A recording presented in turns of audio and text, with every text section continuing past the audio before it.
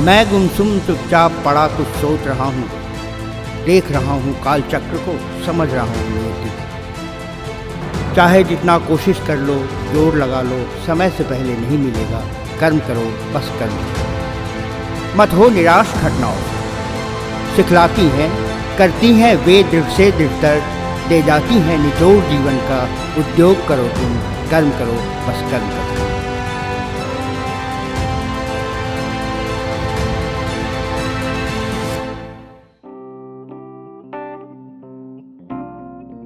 दुनिया में हर इंसान के उस जगह पर होने की कोई ना कोई वजह ज़रूर होती है। हर इंसान का अपना एक अहम किरदार होता है, जिसकी इस दुनिया के रंगमंच पर बहुत महत्वपूर्ण भूमिका होती है।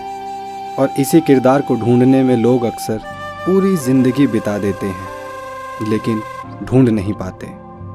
कुछ लोगों की तलाश बहुत जल्दी ख़त्म हो जाती है, तो कुछ की तलाश बहुत लंबी होती है। इस दुनिया के रंगमंच में श्री धीरेंद्र कुमार चौधरी ने अपना किरदार बचपन में ही ढूंढ लिया था। उन्होंने बहुत छोटी सी उम्र में ये तय कर लिया था कि उनके जीवन का लक्ष्य क्या है। एक साधारण और शिक्षित परिवार में जन्मे धीरेंद्र कुमार चौधरी अपने दूसरे भाई बहनों से अलग थे। सभी बच्चों की तरह इनके भाई बहनों का लक्ष्य भी जीवन में आगे बढ़ना और प्रगति करना ही था। पढ़ लिख कर अच्छी नौकरी और अच्छा रहन सहन। लेकिन इनका लक्ष्य पढ़ लिख कर खुद को आगे बढ़ाने का कभी रहा ही नहीं। बचपन से ही दूसरों के भले के लिए काम करना ही इन्होंने अपना लक्ष्य बना लिया। एक अच्छा इंसान वही होता है जो खुद को इतना सक्षम बनाए कि दूसरे लोगों की मदद के लिए हमेशा आगे आ सके। ये शिक्षा धीरेंद्र कुमार चौधरी को उनकी माँ ने दी थी, जो उनके दिल और दिमाग में बैठ गई।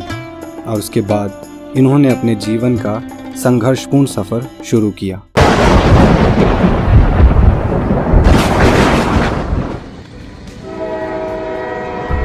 अपने जन्म स्थान बिहार को छोड़कर धीरेंद्र कुमार सबसे पहले लखनऊ में आए, जहां इन्होंने सुलभ इंटरनेशनल में पीआरओ का पद संभाला और अपनी मेहनत और लगन से जल्द ही अपनी छाप छोड़ दी। 1989 में पूरे उत्तर प्रदेश का कार्यभार संभालते हुए इन्होंने बहुत लगन से काम किया। इसी दौरान इन्हें पता चला कि हमारे देश की सबसे पवित्र नदी गंगा बहुत बुरी हालत में है।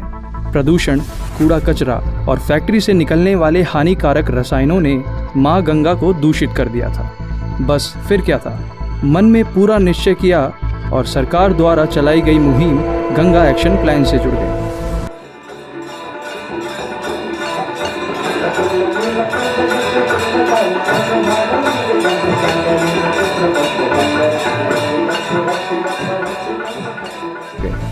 छह महीनों तक वहां पर काम करने के बाद इनकी पोस्टिंग नॉर्थ ईस्ट में हो गई, जहां पर इन्हें इंडिपेंडेंट इंचार्ज सेक्रेटरी बनाया गया और पूरे नॉर्थ ईस्ट में पहली बार सैनिटेशन का काम शुरू किया गया। इनका काम और लगन देखकर मणिपुर के गवर्नर श्री चिंतामणि पानीग्रह ने इन्हें अपने गवर्नर हाउस बुलाकर सम्मानित किया। कुछ साल और वहां काम करने के बाद अब धीरेंद्र कुमार के मन में कुछ और करने की इच्छा जागी और 1994 में वहां से त्याग पत्र देकर दिल्ली चले आए। पहली बार दिल्ली आने के बाद कुछ समझ नहीं आया कि आगे क्या करना चाहिए, लेकिन अब ऐसे खाली भी तो नहीं बैठ सकते थे। तो एक बार फिर से इन्होंने नई शुरुआत की और वेकेशन क्लब इंटरनेशनल में सेल एग्जीक्यूटिव की नौकरी ज्वाइन कर ली। और देखते ही देखते यहाँ 3 महीनों के अंदर ही DGM कस्टमर रिलेशनशिप बन गए। इसके बाद उन्होंने कभी पलट कर नहीं देखा और धीरे धीरे जीवन की भाग दौड़ में व्यस्त होते चले गए।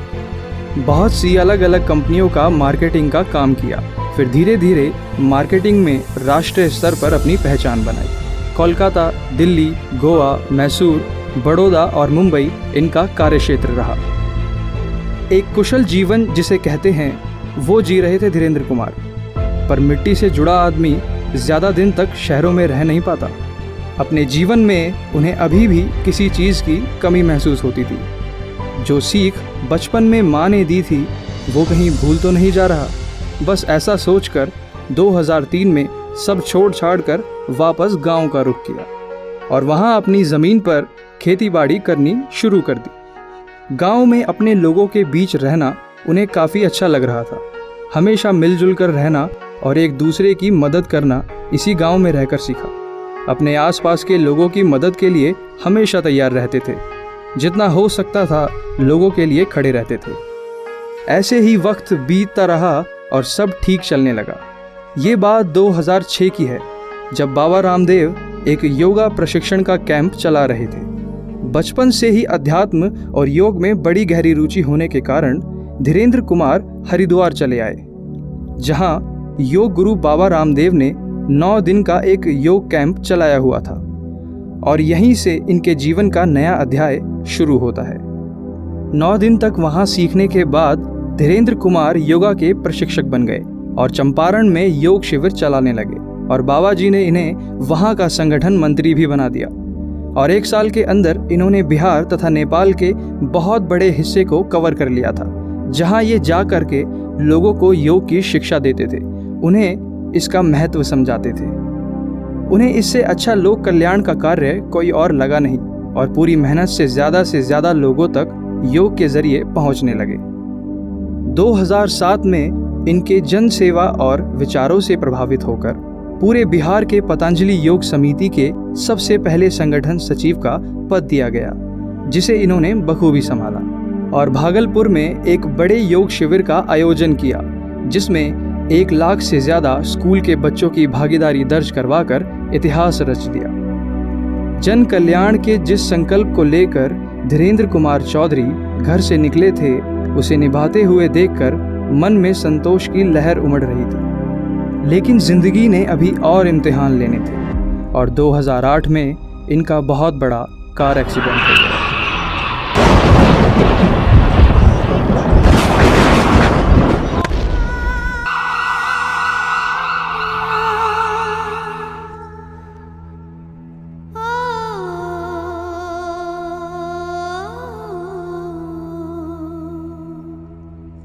ये हादसा इतना बड़ा था कि इन्हें उभरने में कई महीने लग गए। अपना कर्तव्य ना निभा पाने के कारण इन्होंने अपने पद से इस्तीफा दे दिया, लेकिन अपने मन को कभी हारने नहीं दिया। अपनी हिम्मत फिर जुटाई और एक बार फिर जिंदगी से 2 हाथ करने के लिए तैयार हो गए।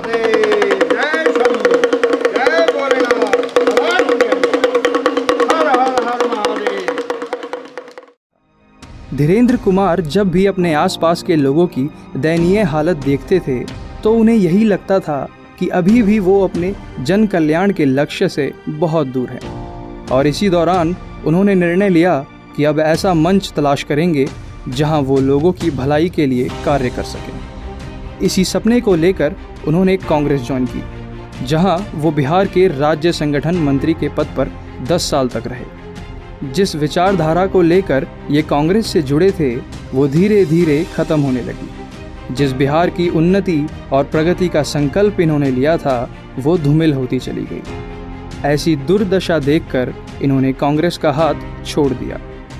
तब इन्हें एक उम्मीद की किरण नजर आई भारतीय जनता पार्टी में, जो राष्ट्रवाद और जनहित के मुद्दे लेकर आगे बढ़ रही थी। वहाँ भी इन्होंने पूरी ईमानदारी और मेहनत से काम किया और 5 साल तक बिहार के पर्यावरण सेल के सचिव रहे। लेकिन राजनीति को लोगों ने एक खेल बना रखा है, आम जनता को लूटने का एक जरिया बना रखा है। कोई भी अपराधी और बुरे इंसान अपने पैसे और पावर का इस्तेमाल कर कर सत्ता में आ जाते हैं और फिर उस प्रदेश या उस राज्य की दुर्गति शुरू हो जाती है। ऐसे माहौल में धीरेन्द्र कुमार का दम घुटने लगा और जिस भलाई और सेवा के काम को करने का संकल्प लिया था, वो कहीं इनसे छिनता हुआ नजर आने लगा। और आखिर में जब उम्मीद के सारे दरवाजे बंद हो गए तो इन्होंने 2018 में बीजेपी को त्याग दिया। धीरेन्द्र कुमार चौधरी को किसी पद का लालच कभी नहीं रहा और ना ही इन्हें कभी पैसे का मोह रहा। इन्हें तो बस अपने घर, अपने बिहार की जनता, जिसे ये अपना परिवार का हिस्सा मानते हैं, बस उनके लिए कुछ करना था। इनके काम और विचारधारा से अब तक बहुत लोग प्रभावित हो चुके थे। काफ़ी लोग इन्हें अपने साथ जुड़ने के लिए भी आमंत्रित करने लगे। इसी दौरान ये एक क्षेत्रीय राजनीतिक पार्टी RJC के साथ जुड़े और उनके राष्ट्रीय प्रवक्ता के रूप में काम करने लगे। लेकिन बिहार चुनाव से पहले ये पार्टी JDU से जा मिली और मजबूरन इन्हें भी साथ में आना पड़ा और 2019 में जेडीयू के शिक्षा विभाग के प्रवक्ता बने। नीतीश सरकार के राज में बिहार की हालत आज क्या हो गई, ये अब किसी से छुपी नहीं है। शिक्षा का गिरता स्तर, राज्य में दिन प्रतिदिन आपराधिक गतिविधियां इनके संरक्षण में होने लगी। बिहार का युवा बेरोजगारी का मारा हुआ पलायन करने को मजबूर हो गया। स्वास्थ्य सुविधाओं के नाम पर सिर्फ फर्जी कागज बनाए। और तो और बारिश के समय में हर साल आधा बिहार बाढ़ से ग्रसित होता है, लेकिन अधिकारी और मंत्री सब सोए रहते हैं और बाढ़ राहत कोष को लूटने का इंतजार करते हैं। अपने घर की ऐसी दयनीय स्थिति देखकर जब धीरेन्द्र कुमार जीवन में पीछे देखते हैं तो उन्हें लगता है कि सब कुछ व्यर्थ हो गया। जिस बिहार को आगे बढ़ाने का सपना देखा था वो और ज़्यादा खस्ता हालत में आ गया। धीरेन्द्र कुमार चौधरी अपने आप से ही हताश हो गए और कुछ समय तक अपने आप को अकेला कर लिया। ना किसी से मिलते थे, ना ही बात करते थे, बस आत्मचिंतन में सारा समय व्यतीत करने लगे। ऐसी मुश्किल घड़ी में अगर कोई आप जैसा ही जो आपको और आपके विचारों को समझे और उसी लक्ष्य के साथ जी रहा हो तो उससे बड़ा सहारा कोई दूसरा नहीं हो सकता। अभी धीरेन्द्र कुमार इसी कशमकश में थे जब राजीव रंजन जी, जो कि सुप्रीम कोर्ट में वकील हैं और लोगों की भलाई के लिए काफ़ी समय से कार्य कर रहे हैं, आकर इनसे मिले। इन्हें बताया कि वो किस तरह इनके विचारों से प्रभावित हैं और मिलकर अपने बिहार, अपने लोगों के लिए कुछ करना चाहते हैं। धीरेन्द्र जी, बहुत अच्छा लगा कि मैंने एक फ़ोन कॉल किया और आप बिहार से, चंपारण से दिल्ली आ गए हैं, तो बहुत अच्छा लगा कि आपके पहुंचने के बाद मुझे भी बहुत ही अच्छा लग रहा है, बहुत अच्छी अनुभूति फील हो रही है। तो एक्चुअली जो हमने प्लान किया था, फ़ोन पे भी कई सारी बातें हुई, लेकिन आपने कहा कि बैठ के बात करते हैं। तो जो हमने प्लान किया है, आपने क्या उसमें आपका विचार है, तो मैं आपका निश्चित रूप से बिहार में अभी परिवर्तन की ज़रूरत है और विषय ही आपने ऐसा कहा मुझे फ़ोन पर कि इसके लिए मैं अपने आप को रोक नहीं सका। आज बिहार की ज़रूरत है, जो आपने सोचा है वो बिहार की ज़रूरत है और मैं हर तरह से आपके साथ हूँ। आपके इस थॉट में तन मन धन समय के साथ मैं आपके साथ खड़ा हूँ। Let's do something good for Bihar. जी, बिहार के लिए और पूरे देश के लिए। मैं आशा करता हूँ कि पूरे देश के लोगों को हम लोग जुड़ें और इस पार्टी का जो हमने एक एजेंडा बनाया है, और पार्टी का नाम भी जो सब लोगों के बहुमत से जो मिला है, नाम भी बहुत अच्छा है जो अभी लग रहा है। अब इलेक्शन कमीशन ऑफ इंडिया उस पर क्या करती है कि पार्टी के लिए सारे लोगों का जो इच्छा है, आपने भी जो फ़ोन पे बताया था कि भारतीय पंचायती राज पार्टी अगर हमारा नाम मिलता है तो मैं समझता हूँ पूरे देश के लोग इसमें जुड़ेंगे और हमारी जो एक क्रांति है वो जुड़ के वो अपना बहुमूल्य समय देंगे और निश्चित रूप से हमें और आपको, देश को, बिहार को विजय प्रदान करेंगे। तो आपका क्या विचार है? निश्चित रूप से मैं आपके साथ हूँ इस मिशन में और हमारे बस में सिर्फ प्रयास करना है, बाकी ऊपर वाले के ऊपर, लेकिन ईमानदार प्रयास होना चाहिए और हम लोग उसकी शुरुआत करते हैं। मैं आपको इस विचार के लिए बहुत बहुत आभार और धन्यवाद देता हूँ और मैं हर तरह से आपके तो हम आप दृढ़ संकल्प हैं और आगे हम दृढ़ संकल्प रहेंगे और पूरी राज्य को, बिहार को, देश को बदल के रहेंगे। निश्चित जी। और इस तरह जन्म हुआ एक नई सोच का, एक नई पार्टी का, भारतीय पंचायती राज पार्टी, जिसका सिर्फ एक उद्देश्य है, समस्या नहीं समाधान। बिहार की जनता ने अपना विश्वास सुशासन सरकार पर दिखाया और उन्होंने ही अपने लोगों के साथ धोखा किया और उन्हें उनके हाल पर छोड़ दिया। बिहार जो कभी समृद्ध और खुशहाल राज्य हुआ करता था, आज गरीबी, बेरोजगारी और भी ना जाने कितनी हजारों समस्याओं से घिरा बैठा है। सरकारें बदलती रहीं मगर ये हालात कभी नहीं बदले। इसी खोखले सुशासन के खिलाफ आवाज़ उठाने के लिए और अपने घर, अपने बिहार को बचाने के लिए धीरेन्द्र कुमार चौधरी और राजीव रंजन जी ने मिलकर 2020 में भारतीय पंचायती राज पार्टी का गठन किया। कार्यकर्ताओं को जोड़ने का काम शुरू हुआ। बीपीआरबी अपनी विचारधारा और कर्मठ स्वभाव के चलते काफ़ी लोगों को प्रेरित करने लगी। सब लोग दिन रात बस एक ही उद्देश्य को पूरा करने में जुट गए।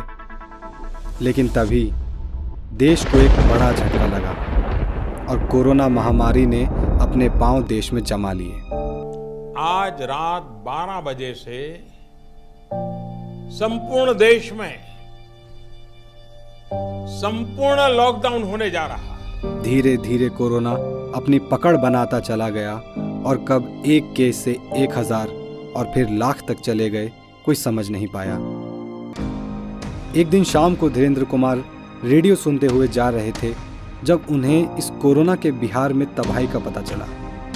वो तुरंत अपने ऑफिस गए और सभी कार्यकर्ताओं को फ़ोन लगाया और जितने क्षेत्र में जा सकते थे सब जगह राहत कार्य चलाया।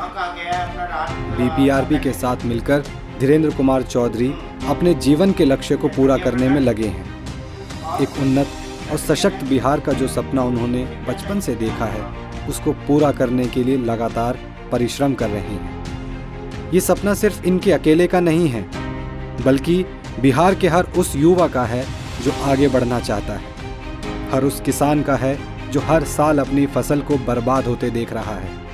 ये सपना हर उस बहन और बेटी का है जो आगे पढ़ लिख कर अपने माता पिता और पूरे बिहार का नाम रोशन करना चाहती है। ये सपना है हर उस जिम्मेदार नागरिक का जो एक सुरक्षित समाज में सांस लेना चाहता है। मैं एक पथिक हूँ, अंतहीन पथकाराही। कई बार गिरा, हर बार उठा, गिरकर उठना, फिर से चलना मेरी नियति। कैसे रुक जाऊं, पड़ा रहूं, क्या कायर हूं मैं? डर जाऊं इन कांटों से, चट्टानों से। ये हौसला देते हैं मुझको, जब भी इनसे टकराता हूं, आगे बढ़ता ही जाता हूं तेरे पथ पर। उस पथ पर जिसकी मंजिल तू ही राही, तू ही साथी, तू ही मंजिल, बस तू ही।